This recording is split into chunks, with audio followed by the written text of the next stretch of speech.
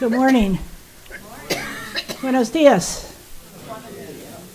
Please rise in body and or spirit and join us in hymn number 346 in your gray hymnal. Come sing a song with me.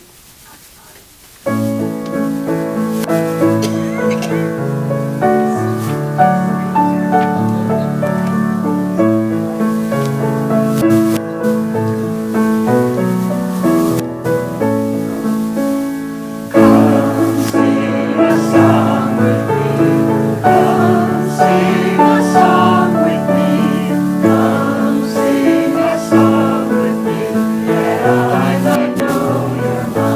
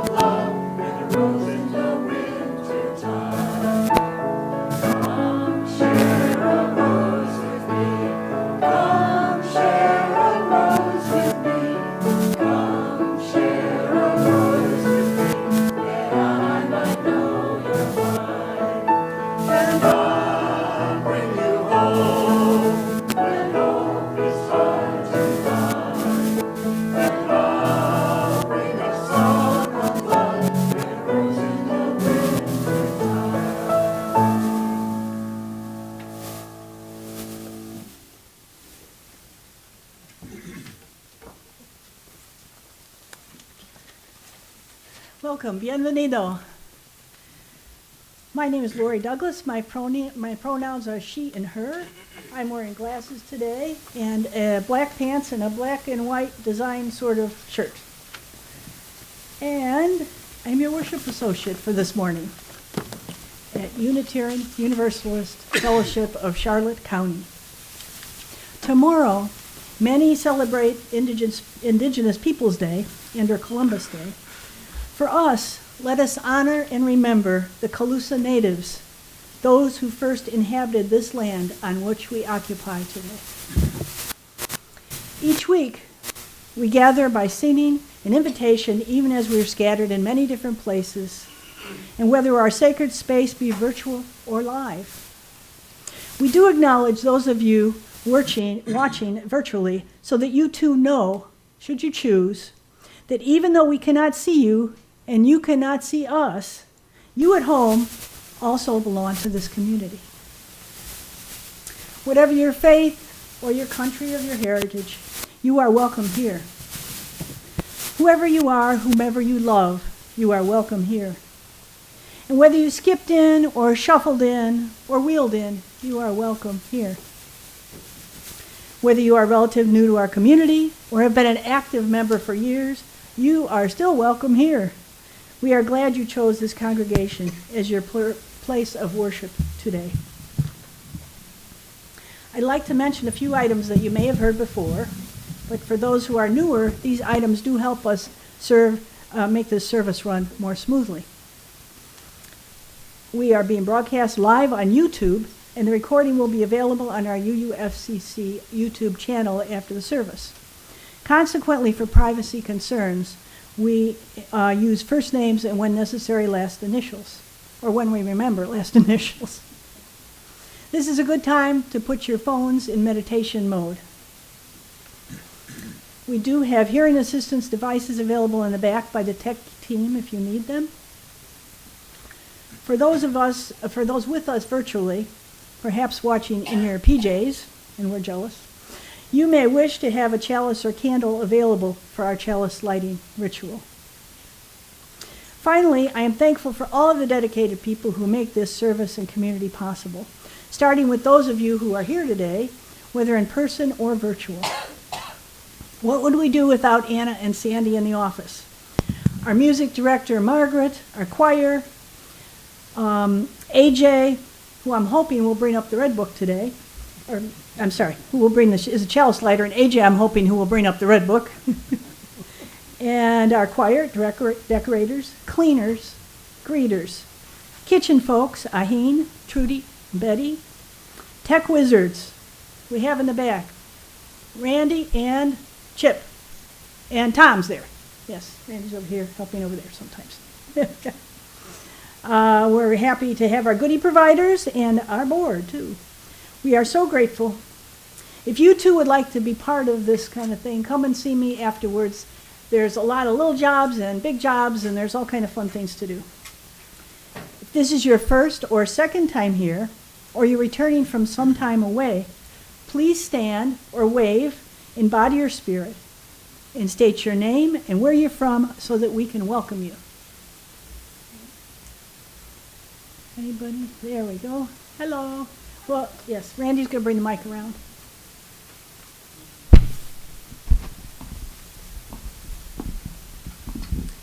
Linda P. from Franklin, Massachusetts, and we're glad to be here today. Wonderful. Welcome.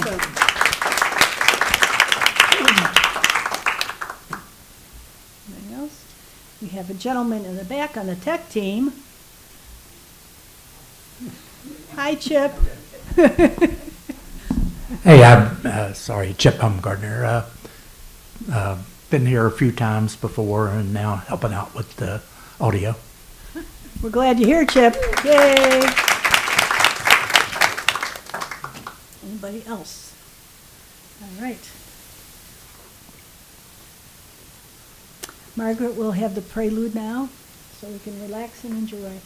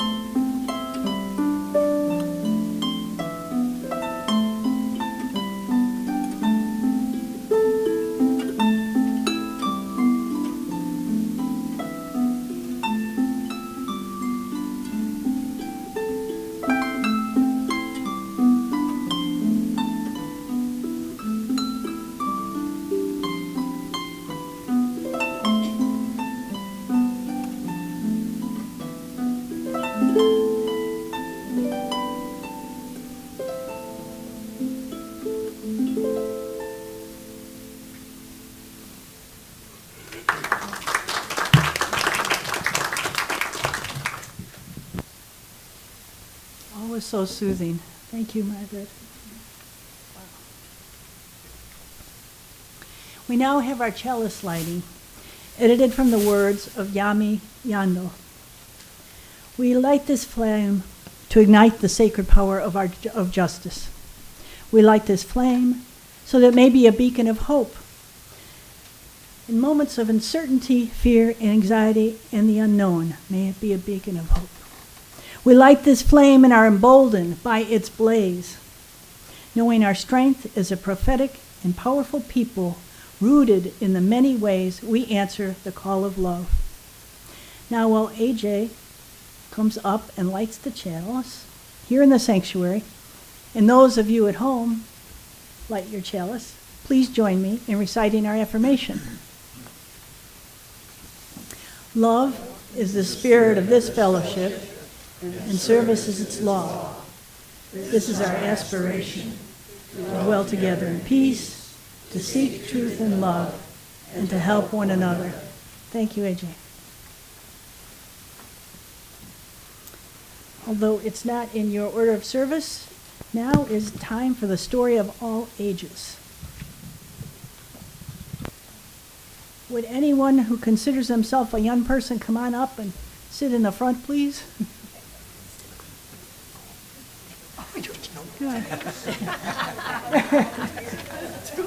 Now the truth comes out. Who considers himself a young person? All right. Thanks, AJ. All right. Yeah, Jackie, here we go. All right. We'll deal with that later. Okay. All right, now. This story comes from the Buddhist tradition and reminds us that compassion can come in tiny forms. I'm going to move over here so you can hear me a little closer. If this is on. Hello, hello. Hello, hello. Can you hear me? Yeah. Yeah, there we go. It is a story that reminds us that compassion can come in tiny forms, like simply listening and letting others share their pain. It also highlights how sharing of sadness makes us all feel a little less alone. A long time ago, there was a woman named Kisi Gatomi who lived in a small village. She had a baby boy who she loved more than anything in the world. She held him close every day, sang him songs, and dreamed of watching him grow up. But one day, her baby got very sick. And even though she did everything she could, she couldn't get him better. Eventually, her baby died. Kisagatomi was heartbroken. She couldn't believe it was true. She held her baby and cried and cried and cried. She went from house to house in her village, asking people, "Please, can someone help me?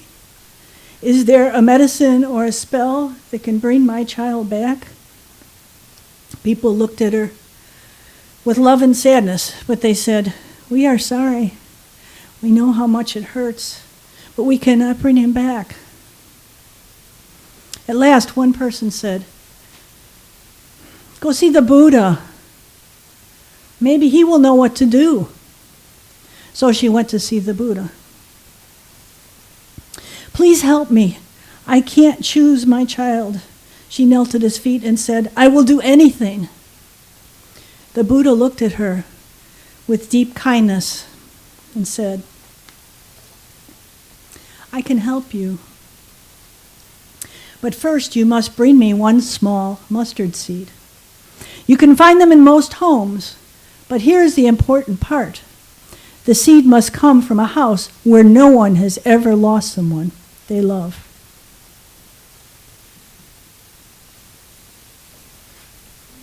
Mustard seeds, very small.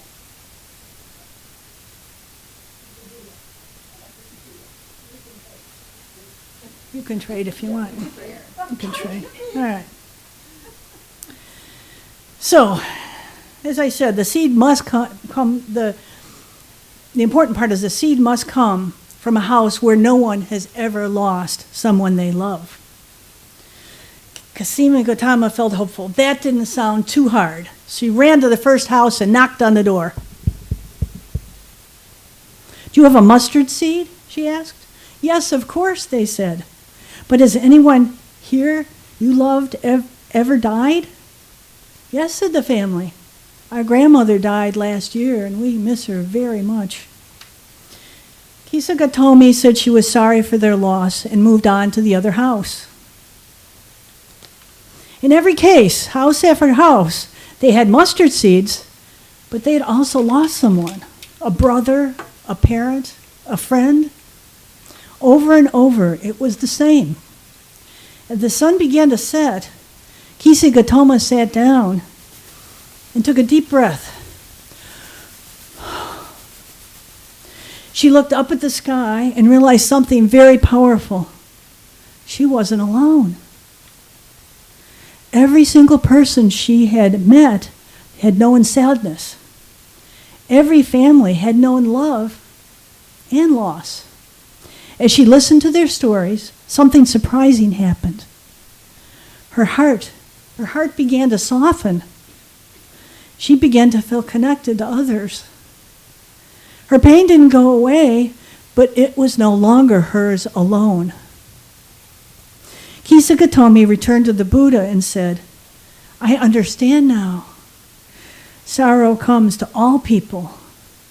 But as we listen compassionately to each other, the compassion grows and surrounds us all."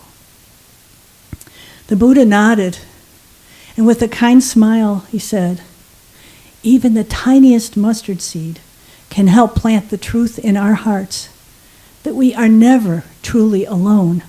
Love and loss connect us all." Thank you.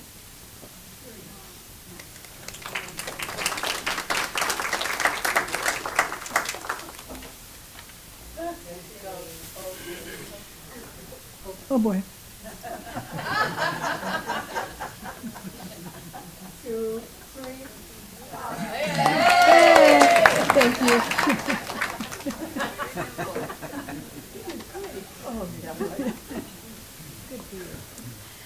Now, please rise in body or spirit, and we're going to have another hymn, number 1012 in the teal hymnal, called "When I Am Frightened."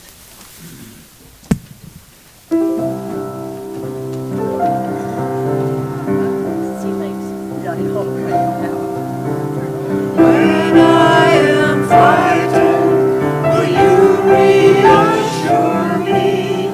When I am certain, will you hold my hand? Will you be strong for me? Sing to me quietly.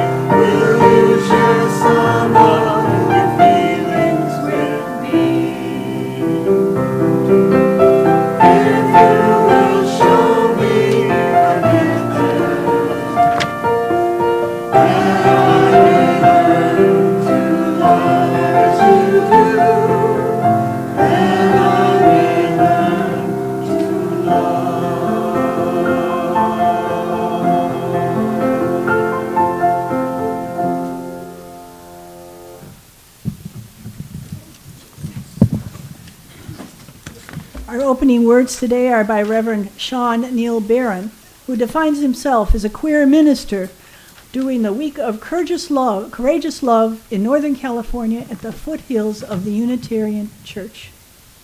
I can just picture that. We gather today as a community of seekers to honor the interdependence of life, to respect the dignity of all, and to honor the land we walk humbly upon. Friends, let us acknowledge that we walk upon the traditional territories of the Calusa natives, the original nations of this land who continue to cry out for justice and self-determination. We are blessed with the space and opportunity to strive to live out our common principles, to bring justice, equity, and compassion into our lives, to resist all that threatens the earth and her people, and to live out our dream of a world community of peace, liberty, and justice for all. Let these thoughts carry us forth as we journey and worship together. Blessed be. We have a long tradition at UUFCC of sharing our joys, sorrows, and life milestones by entering them into the Book of Life. These messages can be written in the Red Book, which lives in the back of the sanctuary and will arrive in the hands of Beverly. Those at home are welcome to email your entries to bookoflife@uufcc.org. Thank you, Beverly. We also embrace the tradition of dropping stones in the bowl. The water symbolizes the community, and the stones represent your joy or sorrow or milestone. I first will read the entries in the Book of Life, if there are entries in the Book of Life.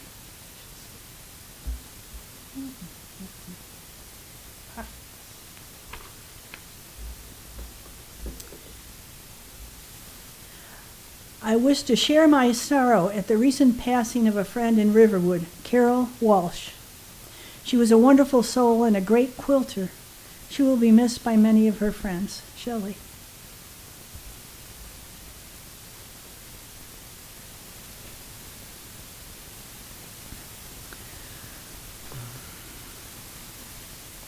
We also embrace the tradition of dropping stones in the bowl. The water over here symbolizes the community, and the stones represent your joy or sorrow or milestone. I now invite you to come forward and drop a stone either in silence or share briefly aloud. You can come along the side here. May we hold, oh, yes, okay. There'll be time for announcements later, but please come ahead if anybody has something to say.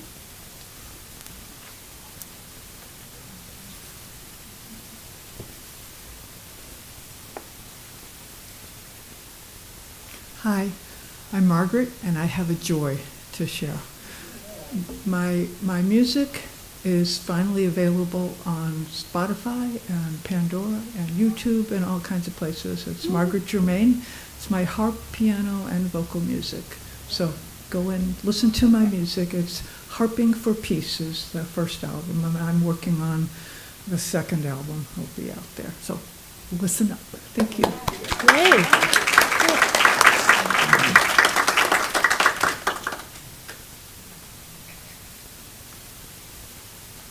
I'm Jackie B.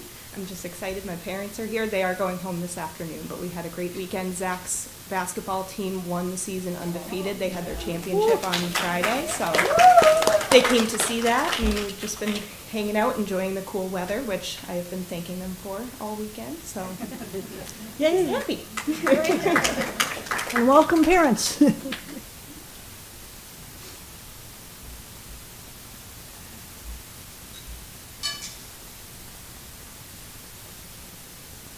Hi, I'm Jackie, and this stone is for Carolyn and Joseph. They're back here with us, and I am so thankful and so grateful. Thank you.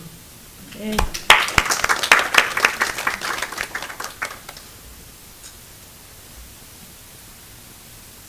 I just forgot.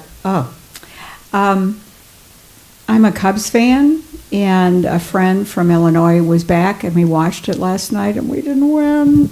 So now the Brewers go on, and very unusual for me to stay up past 9:30. It was 11:30 when I got home. So I'm running a little bit slowly this morning, but it was fun to have a friend from Illinois, and it was fun to have a TV with all these channels because of my association. When I lived in Illinois, I did everything on Netflix. That was it. So it's fun to have more choices. Sad note, there's a woman in my community that as long as we don't discuss politics, I work together on landscaping with her. One time, some people tried to talk, and it got quickly into opposite beliefs on a lot of things. But I feel for her so much today because her husband was killed in a motorcycle accident, and this was a second marriage, and she really was dedicated in the relationship, and I just feel so sad because he was driving here before her, and she was just arriving. I haven't seen her yet, but this is where grief crosses political barriers. Thanks.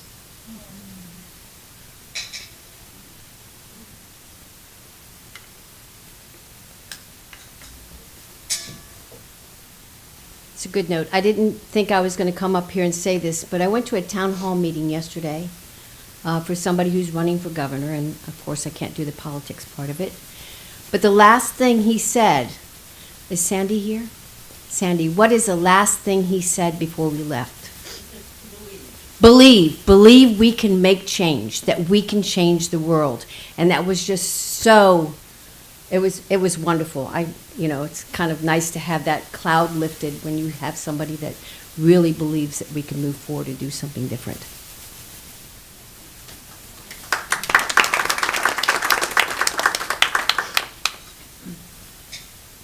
And this is just thoughts of healing for Ted Z, who's not feeling well this morning. So let's keep him in our minds and in our hearts. Thank you.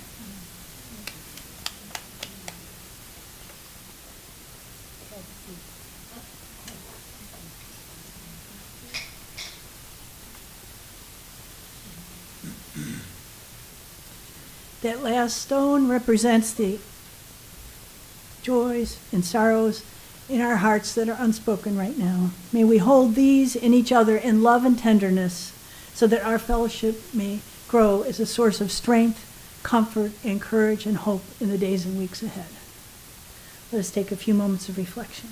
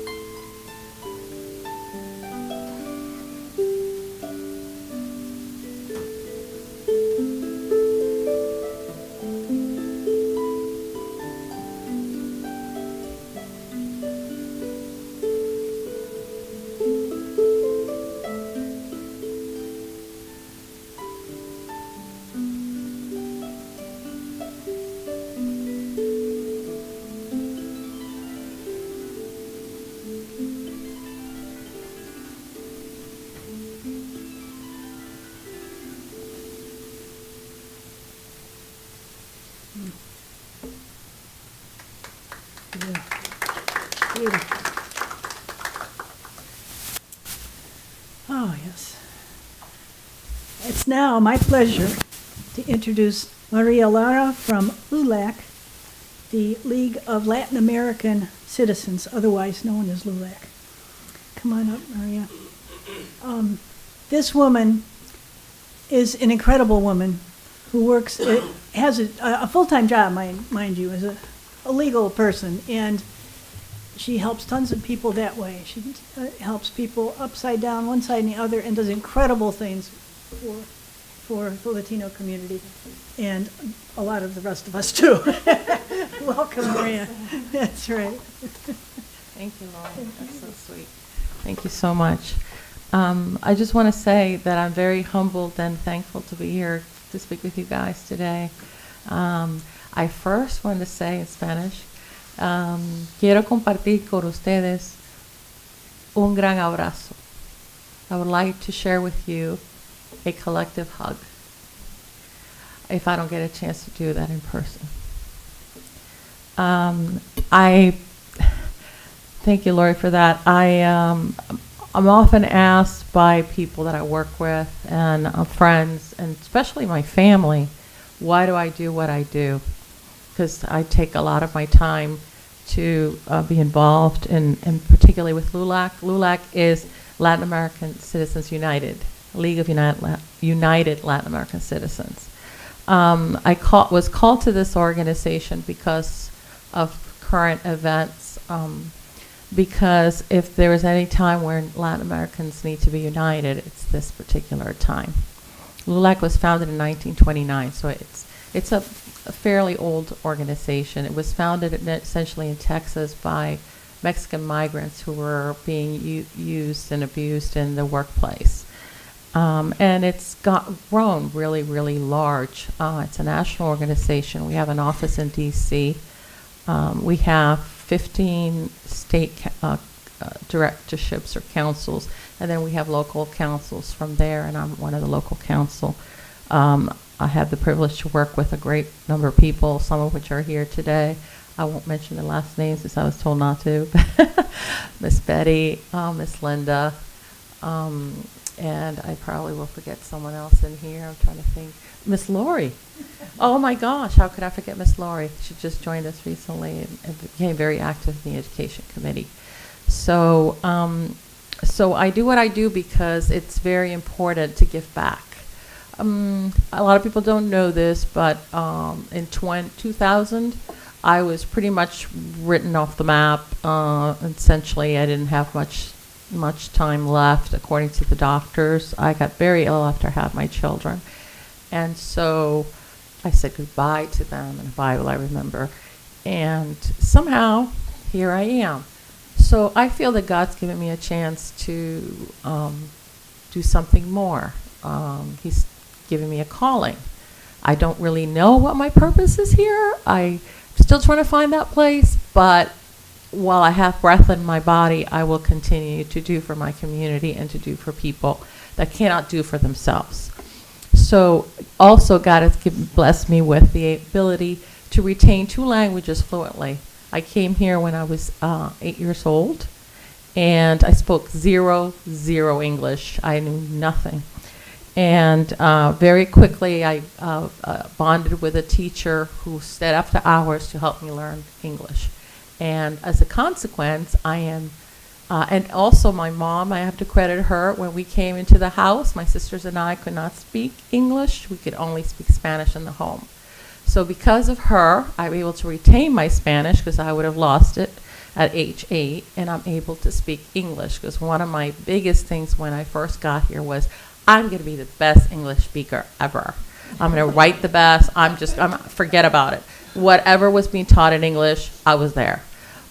It was kind of funny because when I graduated 8th grade, I got the English Award of Honor. And they read my name out and they said, well, we're giving this award to Maria del Pilar Lara. And everybody's like, okay, that's weird. I could barely pronounce it. I just pronounced it. But yeah, so that's the thing. So with the League, we're doing a lot of things in the community. And I want to thank Lori for having me here and all of you. Thank you so much. I was here before with you to speak about LuLac a year or so back. Since that time, we have done so much. We have been recognized by State LuLac as the Council of the Year, which is huge.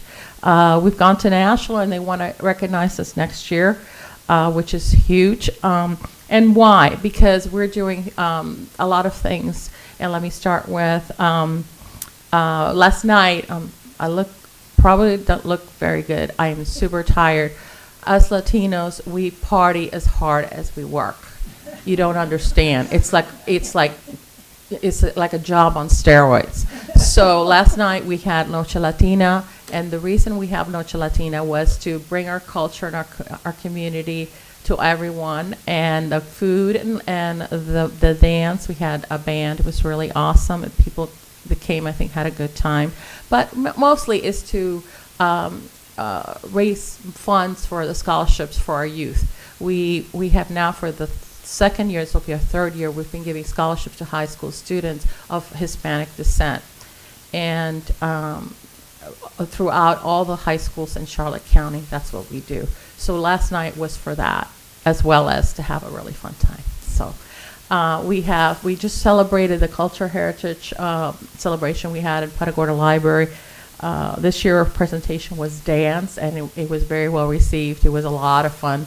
It was a lot of work to put together, but it was a lot of fun. And I think we had a write-up in the paper about it, which was really, really nice. So, we're trying to do different things. Another thing is education. With education, there is a big community that has come in over the years of children like me who don't speak the language and have parents who don't speak the language. So their parents, I always said, I'm not one of those kids that got to help with my homework. I was the oldest, and my parents didn't speak English at the time, so I never got help with my homework, so I couldn't cheat. So when my kids asked for help with their homework, I said, nah, it's not happening.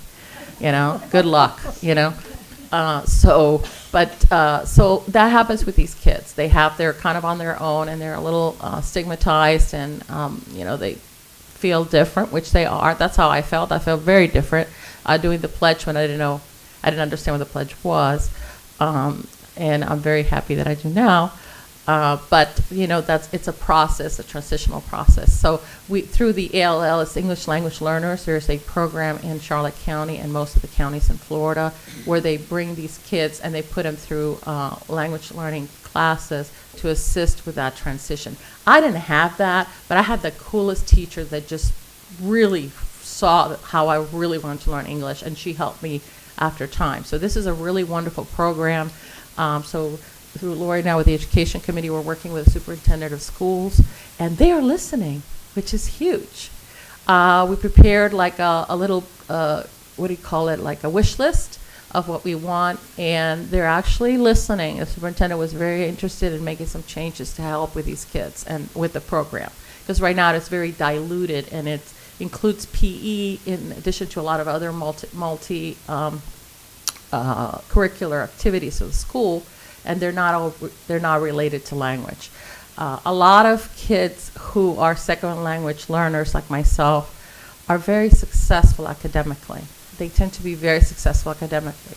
And I think the reason is probably because it's a huge motivator when you come to a place where you don't fit, you don't know, you're out of sorts, and you want to please. Most children want to please. I know I was a kid that I wanted to do the very best that I could to show my parents. Excuse me, I'm sorry. That they make the right choice. Okay. So speaking of that, I'd like to say that why I say that it's very important for us now to become united as a community is the Hispanic community itself is divided, very divisive as to how we need to go forward as a nation.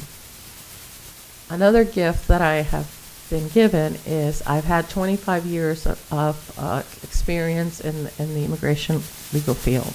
And as a result of that, I can tell you that most of what's happening, it's really not legal.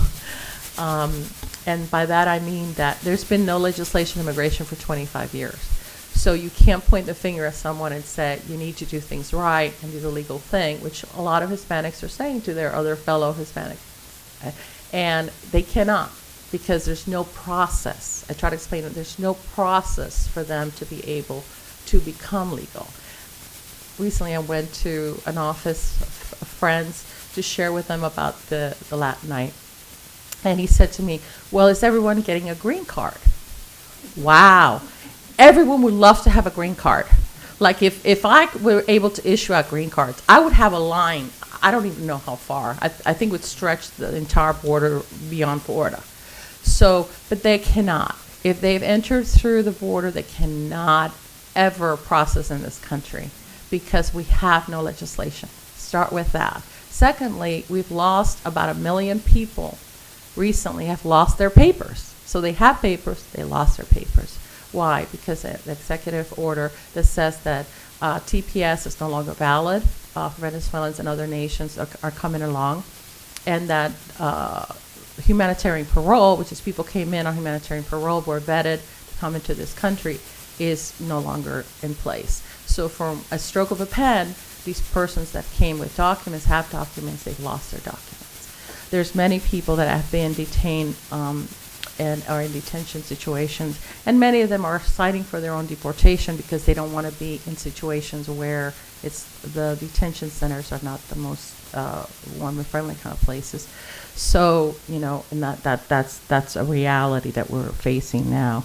So with LuLac, I feel that it's an opportunity for me and for my members in the community to have a voice for the people like them that can't speak for themselves. Many of them, I went the other day, a few days ago, to Walmart, and I'm like, this is a ghost town. I could not find an employee to help me to find the trays for the chafing dishes. And I thought, well, this is odd. Normally, there's a lot of people working there, and it was just striking to me. And then I'm thinking, no, there's a reason for this. There was police outside. I don't know if that was related, but I imagine the people would not come out if there were police there. So speaking of that, on immigration, I'm sorry I digressed to immigration because that's what I know and I do.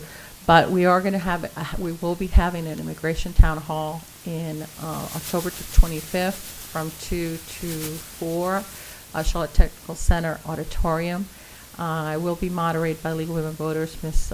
Mayor Lewis here, Kennedy, that will be moderating. And we're still trying to finalize the panelists, myself, one other gentleman, and I have some ideas on a couple things, and we'll share that when we meet. But it's important because it's an opportunity to ask questions about what is really happening with respect to immigration and what has not happened. I think beyond TPS and humanitarian parole, DACA is next. These are people that cannot process here. Even if they're married to an American citizen, they cannot process here. Even if they have American children who are over 21 years age, they cannot process here. So I would love to issue out green cards for people who really legally want to process. Also, let me say that the priority has always been criminals. Since 1997 until recently, the priorities, actually through the last Trump administration, the priority for detention and removal has always been criminals. That's not a new thing. Now the priority is everyone who does not have documents and have lost their documents. So I come across a lot of families that have been devastated by separation as a result of either deportation or fear and different things. And so that's a reality that we're living right now. So I feel like I'm in a good place or the right place, or God, maybe this is my purpose. I don't really know, but I'm here and I'm going to be vocal about it because it's not, to me, it's not a political issue. Immigration should not be a political issue. It is they violated an administrative statute. They're not criminals. It's like violating, you parked in a handicapped space and, you violated an ordinance or a local statute. Yes, that's exactly what it is. They are not criminals. They have not violated criminal law. The ones that do, they should be put through the process, and they have been. So it's like saying there's fraud in the system, but you're going to erase the system, like you're going to shut the entire system because there's fraud in the system. You can assail the fraud and leave the system if the system is otherwise working. With immigration, there is no, they're assailing the system. So without any process. So it's very difficult to really, in my view, politicize something that it's what I consider to be the law, and the people are not being told what the laws are. So that's a problem because it's being politicized, and it should not be politicized, in my opinion. But aside from that, with LuLac, we are essentially, we're trying to bring the culture to the community in various different ways. We just had this is Hispanic Heritage Month, so we recently had a celebration. We did one last year on art. It was an art exhibit. This year we did dance. We also have a Hispanic book club. It's the third Saturday of the month at the Pangona Library from 11 to 1. And then we get together. We pull Latin authors, Hispanic authors. Most of the books are in English. In fact, all the books you can get in English. And so most of our group is English-based, so we speak in English. So there's some that are bilingual, and we'll say a word here and there, but it's a lot of fun. We just recently read Like Water for Chocolate. I try to read it in Spanish so I could keep up with my Spanish, because I need to do that in reverse for me. So I often tell people English is my best language, which is kind of ironic. But so I just want to thank you all basically, and thank Lori for the opportunity to be able to be here and share with you a little bit of what we do as far as LuLac is concerned. You guys missed a great night last night. It was a lot of fun. I am exhausted if it doesn't show. Lori says she looks so tired. So yeah, come join us. We don't have, let's see, we have a meeting. It's a board meeting / membership meeting the third Wednesday of the month. It's now being held at my office setting. We have a conference room there, and it's from 5 to whenever, because we start with the membership meeting and then go on to the board meeting. So we're doing a lot of things. We welcome you all. It's a lot. There's a lot to do.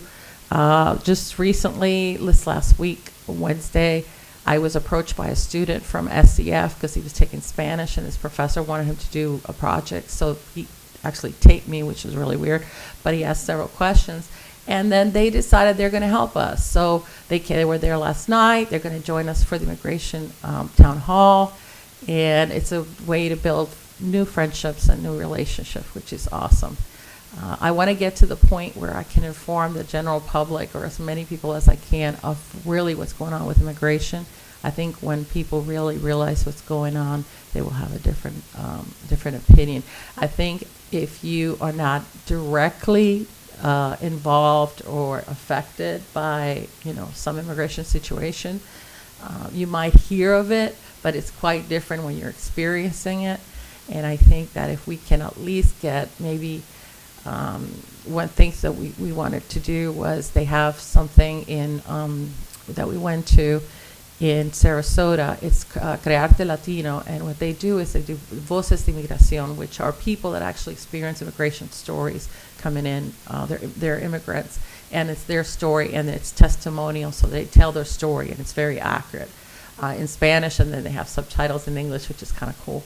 I wanted to bring that here. I want to bring that here because I think that you're hearing from their mouths and their experiences. I remember being little, and I still remember leaving Cuba. We kind of lived mostly with my grandparents, but we were all very close, a block next. That's where my parents and we lived, and we had to leave my grandparents behind. And where people might say, well, that's not a big deal, my grandparents was like my parents, and so it was very sad to do that. And a lot of people experience those kinds of things that we don't really realize. I try to convey that to my kids, but they were born here, they didn't experience these things, and so it's different for them. Even though they can empathize, it's different if you have experienced it. So I think it's good to have the people be able to tell their stories, and maybe that's something that we should consider in the future beyond the Immigration Town Hall. And I just want to welcome you all to LuLac in any way, shape, or form. And I don't know if I took up my time, as Betty is timing me over here. Very bad with time. But thank you so much. I really, really appreciate being here. You're all wonderful. The best. The best. You guys are the best. Thank you.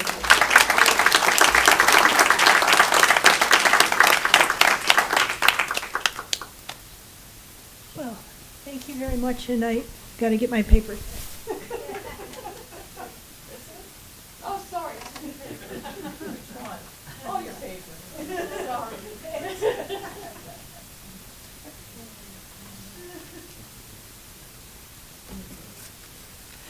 Thank you, Maria. I appreciate you sharing that.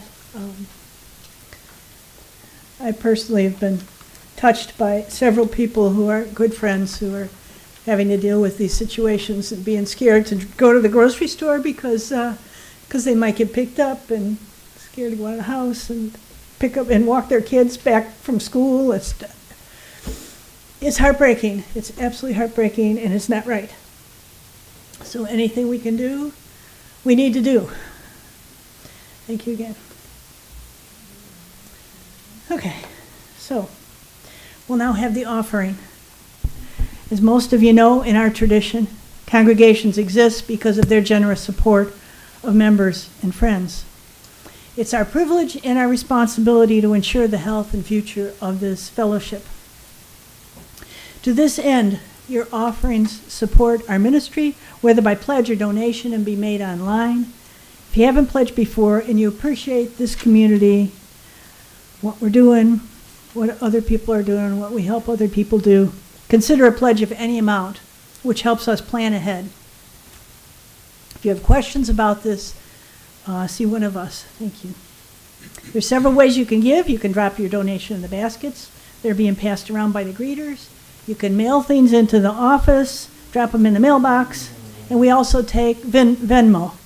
UUFCC offering is what you put in the Venmo app if you're interested. Your generosity is always appreciated, and if you're with us for the first time, do not feel obligated to give. Your presence is our gift. Thank you. We'll now have our offertory music, number 1014 in the Teal hymnal, Standing on the Side of Love.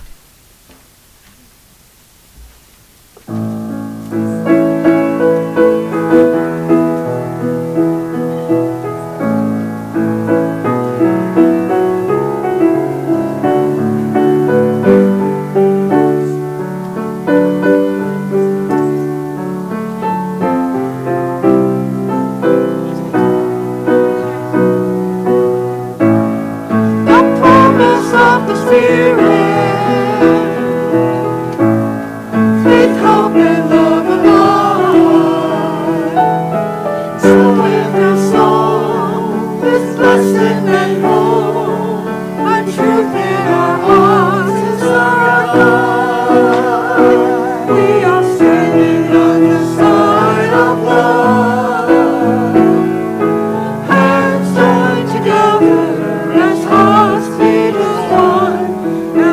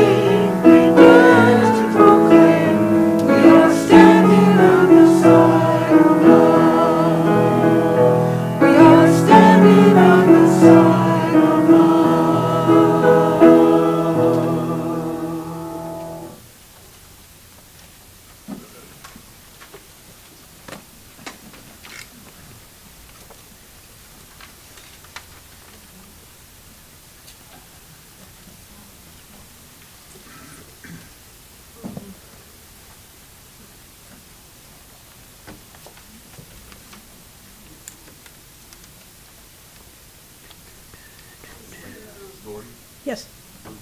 Are we doing second helping today? Okay. Sorry, didn't realize it. Sending a second. Can you tell them this? Yeah. Go ahead. Come on up.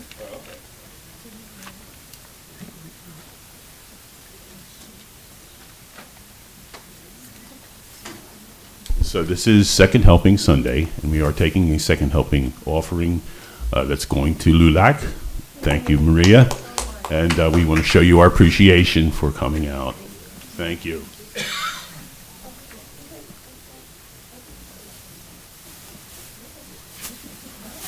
Take your time. We got time. I also have time and money for LuLac.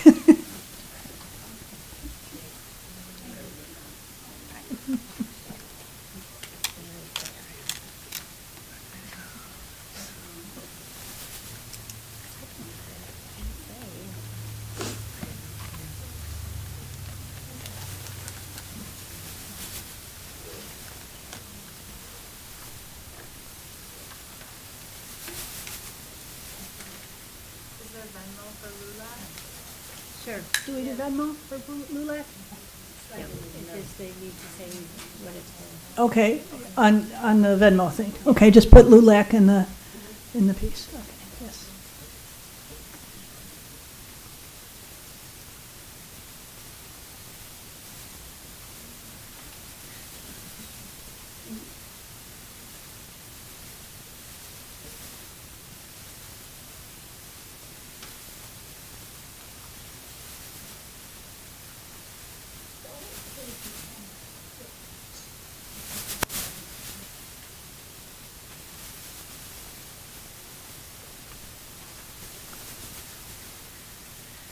Now it's time for Life of the Community. Woohoo!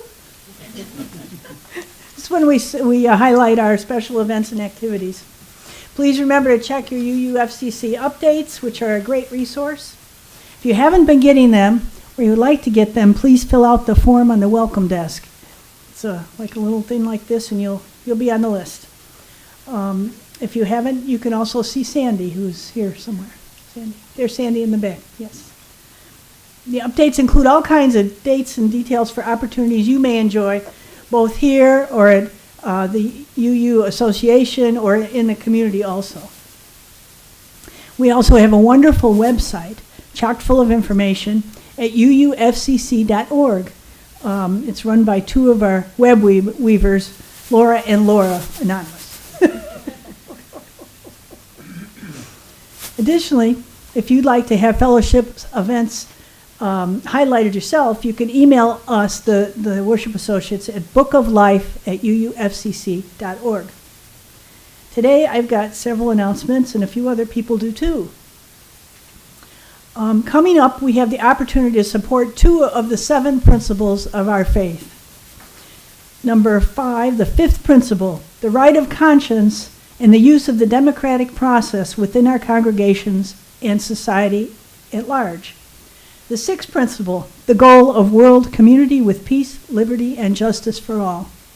So the first thing that we can do is this coming Saturday, the 18th, will be a peaceful protest at Murdoch and 41 from 9 to 10 a.m. Questions about that? Okay. Good place to park is across the street, the administration building. We can wear our UUFCC garb should we choose, as long as we're not mentioning specific people or politicians, because we like our nonprofit status.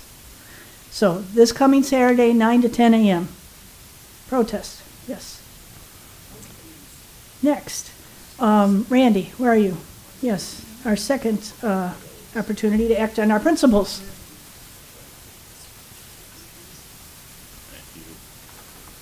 Laura. Okay, I have a few things. So I basically wrote it down so I wouldn't get too long-winded here. Good morning, everyone. The Social Justice Committee has several items of interest to share with you. In respect to everyone's time, I will read through and request that anyone interested in any of the events discussed, please come to the Social Justice Committee meeting after the service. I hope to see 15 or 20 of you there. Firstly, the P-Flag Pride event is on October the 18th. That's this coming Saturday at Lashley Park in Punta Gorda. It is open to the public from 12 to 6 p.m. I am looking for a few people to help You set up the tent, table at 10:45 a.m. I expect to stay till 1:30 myself, and I'm looking for coverage between 1:30 and 4:30 when I will return, and for the remainder of the event to take down afterward. Coverage by 2 people at the tables are fine also, so you can have conversation. Let me know if you can help with setup and takedown. It is much appreciated since the folding gazebo tent handling is a challenge and requires 4 people. Anyone who can help set up or take down or cover the table event, please come to the Social Justice Committee meeting. Next, I have submitted attendance registration document to the director of the Veterans Day Parade via email. Our registration is for the commitment of 14 UUFCCers to march on Tuesday, November 11th in the morning, starting at Charlotte Harbor Beach Park on Harbor Boulevard to Edgewater Drive, and to the ending location at the second entrance to William R. Gaines Jr. Veterans Memorial Park. Included in the 14 participant group, I would look for 1 vehicle that we can put our magnets on. That is our Justice for All magnets. And then 3 to 5 banner bearers. I like to do that. I'm going to have a sign up for that. Again, anybody interested, please come to our meeting. We will keep the meeting short for those people. We'll deal with those issues first so that we can discharge you and let you go to the rest of your day. Next, Reverend Art Jones III of the UUC in Fort Myers will be leading a prayer vigil at the Everglades Detention Center from 5 to 6 p.m. on Sunday, October 19th. We have been invited to participate in the vigil. It is a long run, so there might be an overnight for people who don't expect to get back here at any decent time. I know people don't like to necessarily drive in the dark. So, I'm using you, Lori, as a connection for that event. Lastly, but of all importance, is our mission at the UUFCC. The 25 Cumbre de Faith retreat will be happening from November 11th to 13th, Tuesday through Thursday in Immokalee, Florida. The Coalition of Immokalee Workers is inviting faith leaders and organizations from across the country and across the spectrum of faith traditions to gather with farm worker leaders in Immokalee, Florida for 3 days of connection, reflection, and strategy. November 11th in the morning, or in the afternoon, I should say. We have that parade in the morning. And then ending November 13th at lunchtime.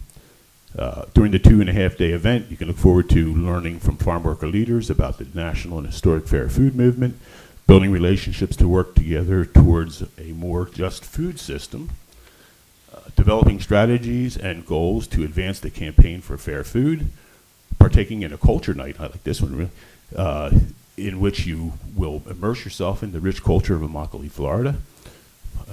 Everything's good. More information, including the link to registration, is on the UUFCC website. Please attend the Social Justice Committee today. Oh, I mentioned it again. To connect for carpooling and participate in the summit. It is a daily commutable event. It takes about an hour and a quarter to get there. Further registration information is available, and please come to the meeting. We'll discuss it. Thank you. Thank you, Randy. Reverend Art, he mentioned, is a new reverend to this area, and he will be one of our guest speakers coming up in the new year. And he's a young man, and he's got a lot of ambition, and he's taken us to the detention center for a vigil. And I hope that some of us can make that, even if we have to stay overnight or something, because it's such an important thing. This is it's outrageous. They kind of said for a while that they closed that detention center at the Everglades, but it is not closed, so it's outrageous. So come and support our 5th and 6th principle. You can act on what you believe. Okay. Our closing words today by Reverend Kathy Huff, a woman of color, senior minister of First Unitarian Universalist Church of Oakland, California. Our time in this place may have ended, but our connection to each other and this community remain. Together, may we walk the path of justice. Speak words of love. Live the selfless deed. Trod gently upon the earth and fill the world with compassion. Until we meet again, blessed be. Please join me as we extinguish the chalice with the words in your order of service. Hopefully someone will be coming up to do that. Thank you. Thank you. AJ, you're a charm. We extinguish this chalice. Join me, please. But not the light of hope, the fire of commitment, or the warmth of community. May these ideals warm our hearts until the go now in peace. Please rise in body or spirit for hymn number 196 out of the gray hymnal called Singer of Life. Following the hymn, join us in the social hall or outside on the patio for conversation and snacks. Thank you.